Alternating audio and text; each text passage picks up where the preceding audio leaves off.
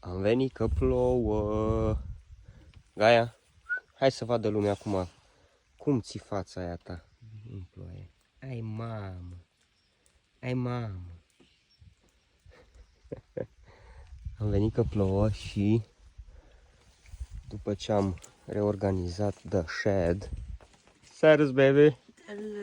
Că mi-a zis baby că trebuie organizat shed-ul, că trebuie făcut. Așa ai zis? Nu. Ba da. Hai să dăm o tură prin grădiniță, repede update. Astăzi facem multe videouri. Ieri a fost furtună mare și curcubeu mare la Cluj, dar aici în vale nu știu sincer ce s-a întâmplat, că năutul... Opa, Fii atent. Hai să prinzi un pic năutul. Hai să prinzi un pic năutul. ce să fac cu el? Ține așa, să vadă lumea cum e. Și năutul era așa. Și acum ai... Nu, invers. Așa. Așa e năutul acum. Stă? Nu stă. Și-a dat părul într-o parte. Și... Da. El a zis că se lasă o țiră jos. Nu la el. Da. A vedea. Roșiile sunt super fine. Uite-le, mă. Asta s-a prins bine, baby. Nu a crescut mult și de data trecută când am... Uite, asta era aia ruptă. Văd că și aia mai încearcă. Nice. Văd că sunt foarte multe frunze pe jos, deci cel mai probabil ori o dat cu gheață, ori o dat cu vânt. Bun. Serios. Hai la roșiile elenalte repede. Pom, pom, pom. Uite-le, mă. Foarte faine. Aici sunt două feluri. Vine vântul. Așa, cartofi, pe treaba lor. Hai să... Tu ce plan ți-ai făcut? Eu? Da. Hai să mut un pic de pământ de acolo? acolo, aici, să Unde continui ai ce pus? m-am apucat. Mhm. Așa. Și eventual să fac niște cărăruțe pe unde să vină apa de sus. Aia iară să apă așa. Deci facem terraformare, aia e ideea. Un fel de, da. Ok. Hai că vine plouă. Ce tare. Plouă din vânt. O, ce fain să vede. mazărea că deja trece. Da, mazărea trebuie culeasă. Și eu vreau Și tu? să fac, hai cu mine, în așa fel încât să încerc să aduc apa de acolo, mai aici unde va să fie tarnița. Este apă în tarnița. Uite, dacă nu credeți, dacă chiar nu credeți, stai, uite acolo, uite apă, frate, uite câtă apă îi, man. Imediat mă bag să fac o baie. Și atunci o să vin cumva, trebuie să analizăm. Fac un prim șanț de acolo, așa, să vină roată până aici. Și un al doilea mai micuț, dacă am, să aduc așa. Bine, ne vedem! Pa, baby! Hai, baby! Încă un pic. Încă un pic, se duce. Oh, s-a dus, uite! Ei, asta am așteptat! Mă simt ca la curling, baby! Dai, șterge!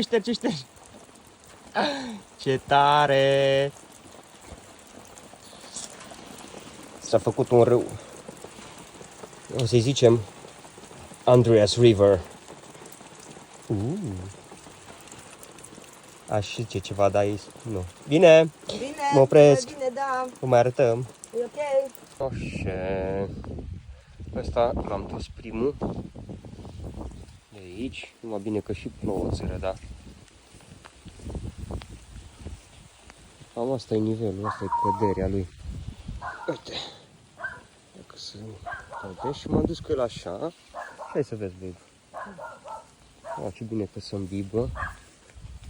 Așa. No, acum mă duc cu el de aici înainte, până la limită și urc așa la capătul proprietății, sau mă duc cu el de aici unde e lopata, până la piciocul cel roșu. Și să captăm o țără așa cumva. Părere? Păi ia să vedem. Stai că mă duc la monte de el. Eu o să calc pe asta de din sus. Tasă mă țără. Bine, e uscat, adică am dat de uscat. Două ploi după o lună. N-ai ce.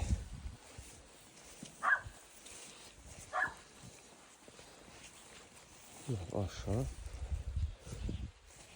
Și aici, știi, că nu... E pantă destul de abruptă, dar se duce și aici în partea asta abruptă. După de ușor. Și atunci...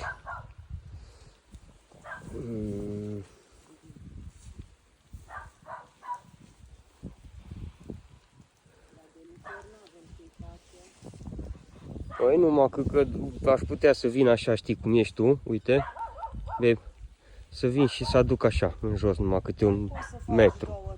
2-3, da? Nu știu câtă diferență ori face. Că dealul e abrupt acolo. Adică apa asta se duce încolo. Da, ea n-are treabă că poate intra mai jos aici. Sigur, nu exact.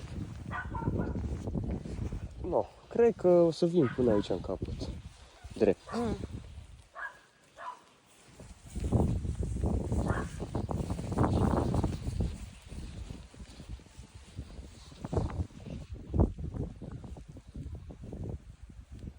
Da, așa fac.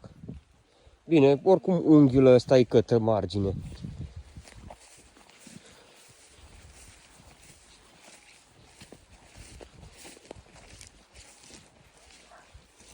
Ai fain.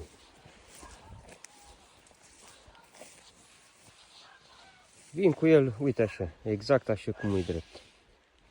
Până aici. Dar nu, sincer, eu nu-i văd rostul să vii cu el drept. Nu? Mai bine l-ai duce, din punctul meu de vedere.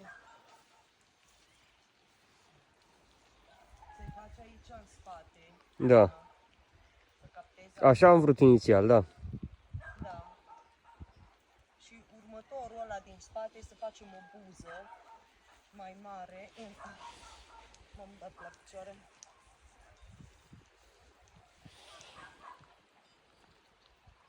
Frăguțe. Sunt frăguțe? Sunt plantele frăguțelor.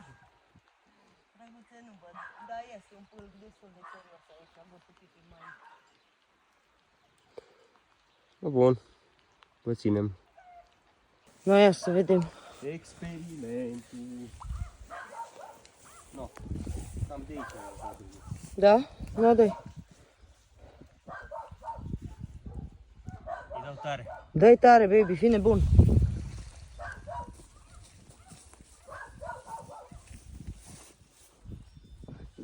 Aia trebuia adusă. Ia cu mâna.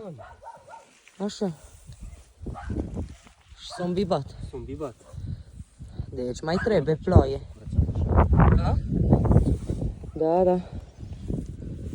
Mai trebuie ploaie, că de, nu. Am săpat 10 centi, 15 în unele locuri și am dat de uscat. Da. Deci Ce să mai aduc ăsta o să funcționeze foarte bine după pe sâmbătă. Dacă mai tă plouă. Oprește-o, cred că mă duc să mai aduc din găleaca mare, să nu Bine. folosesc apa la cai. Hai că merge destul de bine. Da, da. Ia să vedem. Vezi, nu țâpa apă în păpuci. Acum vin de aici. Stai că vine vântul. Hai, mă! Hai, mă, să ajungă până jos. Așa. Hai că deja au luat chestii cu ea. Și aici cum o dat de uscat. Hai, hai, hai că poți, hai că poți! Hai că poți! Încă una. Mai duce pe...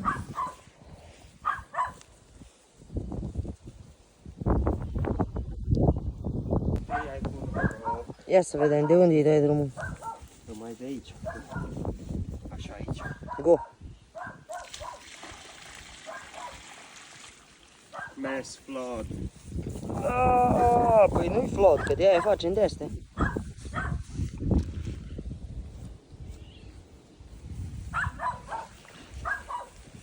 almost there.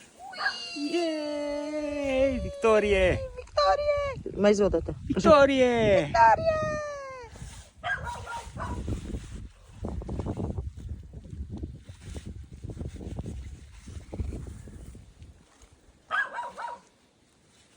Scurgă tot. Scopul a fost îndeplinit.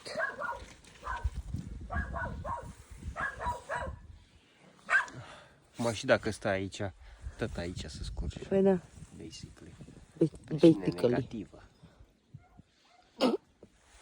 Ok. Îi dau a patra de aici, de unde am dat prima dată. Ia să vedem.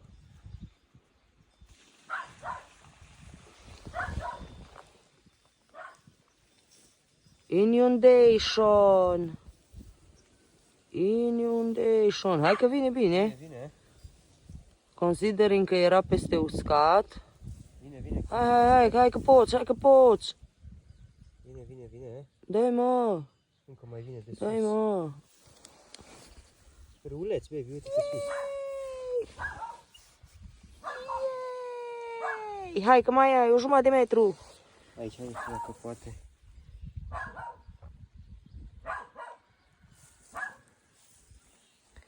E perfect, exact, ăsta e scopul. Da. Come on! Stai să nu pica ce să mor cu cai. Uite, gata. E Bam! cascadă. Cascation. Ce? No, nice. Bun. Bun. Hai vină că ai ploaia. făcut treaba, baby. Vină Să ploaia. vină ploaia. Dă-i, mă! Hai să mâncăm. Hai.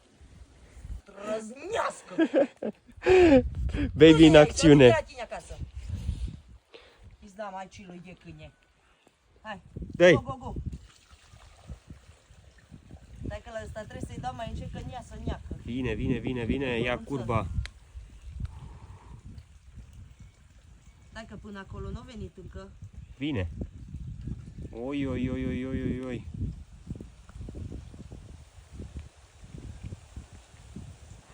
Perfect. Bam. E perfect. Bam. Nice. Hai că poți. Yeah! Uite burta. Și mai vine. Ha? Mai. Mă, du-te, mă, de aici, mă. Cine vrea păduche acum? Uai, că-ți dau un pac ce Nu, fac. da, bun. Mai vine? Da, nu a Aici ajuns s-a până absorbit, aici. uite aici s-a absorbit, dar Da, nu a ajuns chiar până tot ce cură de acolo, altă, dar ideea e că e bine. nice. Acum chiar ne să mâncăm.